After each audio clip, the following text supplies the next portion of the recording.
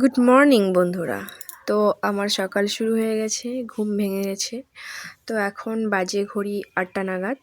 তো আমি বাড়ি চলে এসেছি, তাই আর কি। তো দেখো, আমি ব্রাশ করতে চলে আসলাম। এত সুন্দর প্রাকৃতিক সৌন্দর্য, উফ কি বলবো, এত সুন্দর ঝলমলে রোদ উঠেছে, দেখে মনে হচ্ছে না যে ঘরে গিয়ে বসি। তো রোদ্রে দাঁড়িয়ে ব্রাশ করতেছিলাম। তো দেখো, ব্রাশ করতে করতে আমার বৌদি ঠাকুর দিবে এখন, বলতেছিল যে বুনু আমার ঠাকুর দেওয়া হয়ে যাচ্ছে, তুমি এখনও ব্রাশ করো না। তাই ভাবলাম যে বৌদির ঠাকুরটা একটু শেয়ার করি। আমার বৌদি ভাই ঠাকুর দিচ্ছে। তো দেখো, স্নান কমপ্লিট করে তুলসী পাটে জল দিচ্ছে। তো আমি বৌদি ভাইয়ের ভিডিও নিয়ে নিলাম।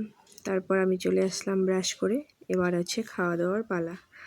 তো লাল চা, পিঠে, যেহেতু পৌষ সংক্রান্তি উপলক্ষে, তাই ব্লগটি পিঠে দিয়ে স্টার্ট করলাম ব্রেকফাস্ট। এখানে দুধ পুলি। তারপর চলে আসলাম আমাদের বাড়িতে ইলিশ মাছ। উফ, দুপুরে খাওয়াটা কিন্তু